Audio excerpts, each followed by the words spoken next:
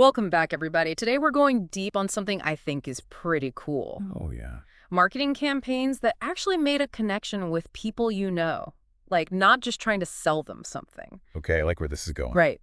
We asked you guys to send in some of your favorite examples, and some of these are just amazing. They went beyond just that basic sales pitch. Totally. We're talking campaigns that made people think, feel things, even act. Inspiring stuff. All right, I'm ready. Let's hear it. Awesome. Let's kick things off with IKEA. Remember that one? IKEA, which one? They've had a lot of campaigns. Yeah, but this one was really cool. They took over a mall in Madrid and Oh, yeah. I think I know what you're talking about. they built these famous TV living rooms. Like that one from Friends, right? Yes. And the Simpsons living room, all decked out in IKEA furniture. It was so cool. Right. I mean, obviously the recognition was huge. Yeah, like, hey, I know that couch. Exactly.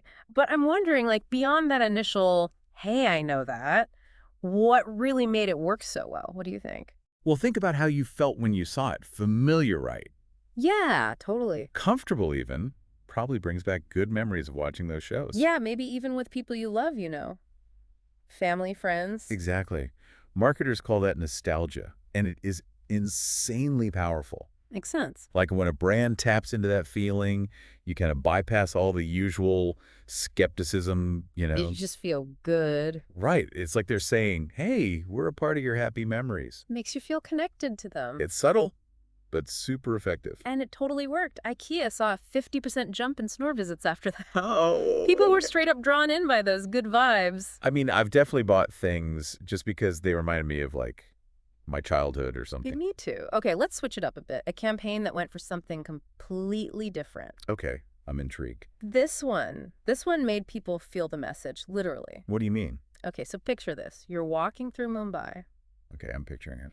and you see this huge billboard, but it's shaped like a lung, a giant lung. Whoa, okay, that's different. But get this, it's breathing, expanding, and contracting like a real lung. Wow, that's a powerful image. Right. But here's the catch. Each day, it gets a little darker, covered in this black soot. Oh, I've seen pictures of this, yeah. And that soot, it's supposed to represent the pollution in the air. That's heavy. Yeah, powerful stuff. This campaign is a perfect example of what they call embodied cognition. Embodied cognition, what's that? Basically, the idea that we remember things better when we experience them physically. Not just mentally. Exactly. So instead of just telling people about pollution, they let them feel it, even if it's just symbolic. Oh, for sure. Makes the message hit a lot harder. Totally, yeah. And you want to know the best part? What happened? That single billboard actually created change. They started having policy discussions. People came out to support cleaner air. One billboard did all that. It's crazy, right? Like, just a visual experience can have that much impact. That's inspiring, honestly. It is. Speaking of things that challenge the norm, this next one is kind of funny. Oh, lay it on me. Ready? It's Burger King. Burger King, okay. But they did this thing called real meals. And basically, they embraced imperfection. What, like they messed up the orders? No, it was the pictures in the ads. The picture. Instead of showing those perfect glossy burgers. Yeah, the ones that look too good to be true. Right. They showed their burgers how they actually look. Like real-life burgers. Messy, squished, sauce dripping down the sides. That's kind of brave. Honestly, when I saw it, I was like, is this really an ad? I bet people did a double take. But I gotta say, it made me want a Whopper way more than those perfect pictures ever did. Like, I don't know why. I think it's psychological. There's a name for it, the pratfall effect. The pratfall effect? Yeah, showing flaws, making mistakes. It can actually make you more likable, more trustworthy. You're telling me messing up makes you more likable? Think about it. Haven't you ever been drawn to someone who's just themselves? Like, even if they're a little awkward. Oh, yeah, for sure. It's like they're being real authentic. Oh, Burger King was just being real. Exactly. Like, look, we're not perfect. Our burgers aren't always going to be photo ready, and that's okay. And you know what? Their sales went through the roof. People responded to it. They liked it. Makes you wonder if we're all just tired of those perfect images, craving something real. Yeah, maybe we are. Okay, get ready for this next one. It's powerful. Okay, get me. Imagine walking into a bookstore, but every book is blank. No titles, no authors, nothing. Blank, like empty covers. Yeah. This was a campaign by the Ukrainian Book Institute. They called it Delete Your Book. Wow, that's That's pretty striking. Each blank book represented a writer, someone who was censored or imprisoned. So the blank covers symbolize silencing. Exactly. And to unlock the stories, you had to scan the book with your phone. Oh, wow. That's a clever way to raise awareness. Right. Turns just browsing into this act of discovery. And it makes you feel like you're doing something, you know? Like you're supporting free speech. And the best part, it actually worked. Really? How so? It wasn't just about awareness. They had a petition, too, calling for the release of these raiders. Did they get released? Yeah. Several of them were actually freed because of this campaign. No way. That's amazing. Shows the power of creativity, you know? Using it for a cause. Yeah, that's using your platform for good. Totally. Speaking of using what you've got, let's talk about KitKat in Japan. KitKat in Japan. Okay. This one's interesting. It's about how a brand tapped into a cultural thing, a belief, and just ran with it. What do you mean? Okay, so in Japanese, KitKat sounds a lot like Kirokatsu. Kirokatsu. It means surely win. Oh, okay. So like good luck. Right. So because of that, KitKats became this good luck symbol, especially for students around exam time. Like a little edible good luck charm? Totally. Like friends and family would give them to each other, for encouragement. And KitKat, instead of just letting this happen, they were smart. They leaned into it. How so? They made special exam season packaging, even set up booths where students could write messages on the KitKats. Oh, wow. That's really smart. Right. It became more than just candy. It was the symbol of support, encouragement. That's playing with emotions, tapping into something powerful. Totally. And think about it. You're stressed out about exams and someone gives you a KitKat with a personal message wishing you luck. Yeah, that would mean a lot. And it paid off big time for KitKat. I bet. How much did their sales go up? 40% during exam season. But even more importantly, they became this symbol of hope, good fortune. That's more than just selling candy. That's building a legacy. So we've got campaigns using nostalgia, making you feel things, campaigns for good causes, and ones that tap into culture. It's amazing how diverse these are, yet they all work. And that's the thing. They all understood something crucial, something about human emotion, connecting with us on a deeper level. Makes you think, huh? We'll be right back after a quick break with even more inspiring campaigns. Stay tuned.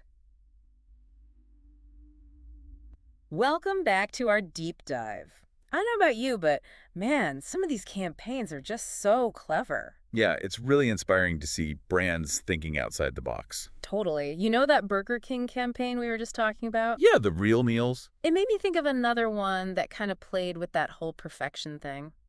Which one? The moldy Whopper. Oh, yeah, where they show the burger, like, decomposing. That's the one. I mean, on the surface, it seems kind of crazy, right? Yeah, who wants to see a moldy burger? Exactly. You'd think it would turn people off, but it didn't. it totally had the opposite effect. It's because they were addressing something that people care about, like those artificial preservatives in food. Yeah, that makes sense. By showing the Whopper going bad, naturally they were saying, hey, our ingredients are real. Like, our food's so natural, it'll mold just like anything else. Exactly. It was all about transparency and authenticity. People want real food. And it got people talking about food waste, too. Like, maybe our food doesn't always have to look perfect. Right. Challenging those norms. Okay, this one tackled a serious issue, but with humor. Oh, I like those. It was called Man Up by this Australian organization, Gruen. I've heard of them. They do some interesting work. These ads were brilliant. They basically made fun of all those old school ideas about masculinity. The whole boys don't cry thing? Yeah, like one ad had these guys watching a football game and one of them starts crying. Crying? Yeah, because he's so moved by, the beauty of the sport or whatever. I've got to see this. It was hilarious, but it had a point challenging that whole man up mentality. Yeah, that stuff can be toxic. They used humor to kind of disarm you and make you think. It was really smart.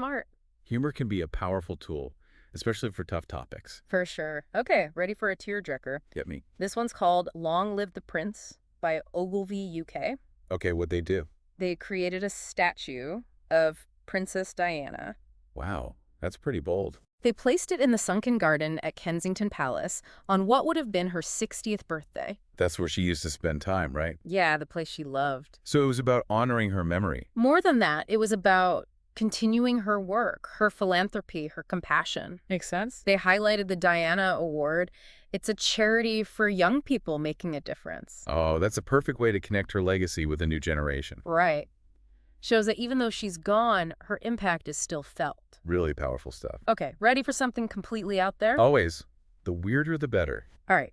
Skittles decided to stage a live Broadway musical A musical. during the Super Bowl.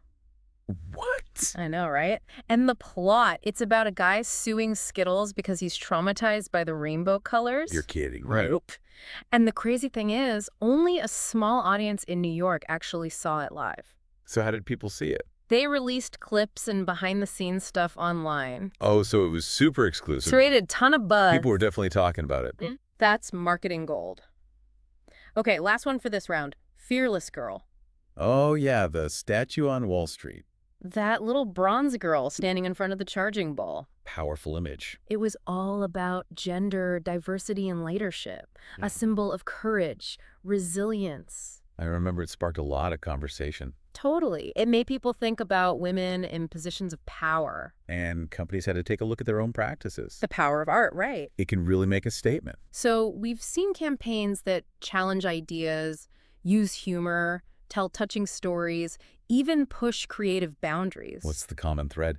They connect with us, with our emotions, our values. Exactly. It's not just selling anymore, it's about understanding people. And inspiring them. It's amazing to see how marketing has changed, you know? Yeah, it's not just about pushing products anymore. Right. It's about making a statement, getting people talking, maybe even inspiring them to do something. Like brands are realizing they can use their platform for good. Totally. That Fearless Girl statue we talked about, it reminded me of the power of a simple image. Yeah, like a symbol that sparks a whole movement. Exactly. Like the ice bucket challenge, remember that? Everyone was dumping ice water on themselves. Oh, yeah.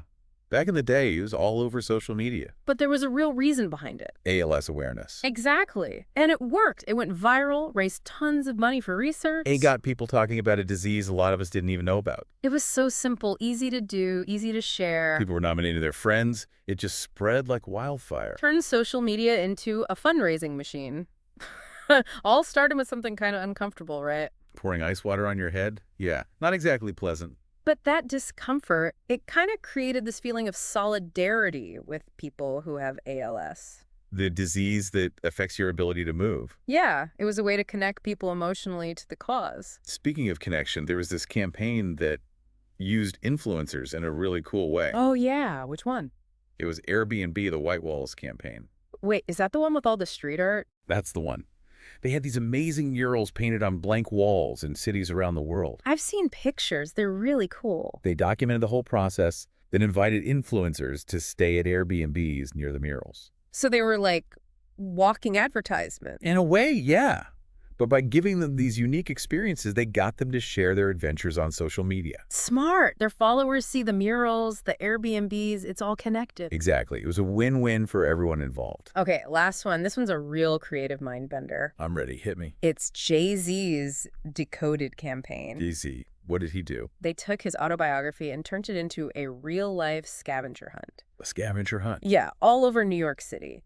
They hid pages of his book in random places. Billboards, basketball courts, even the Brooklyn Bridge. How did people find them? They had to use this Decoded app on their phones. Like a high-tech treasure hunt. Exactly. It was interactive storytelling on a whole other level. Combining music, literature, technology. That's next-level marketing. So we've seen campaigns that make us think, laugh, feel things, and even take action. It's inspiring, honestly. It shows the power of good marketing, connecting with us on a human level, understanding what we care about. And inspiring us to see the world differently. So next time you see an ad, don't just ignore it, you know? Take a second, think about the message, the creativity. You might be surprised at what you discover. Thanks for joining us on this deep dive. Keep exploring and keep those awesome case studies coming.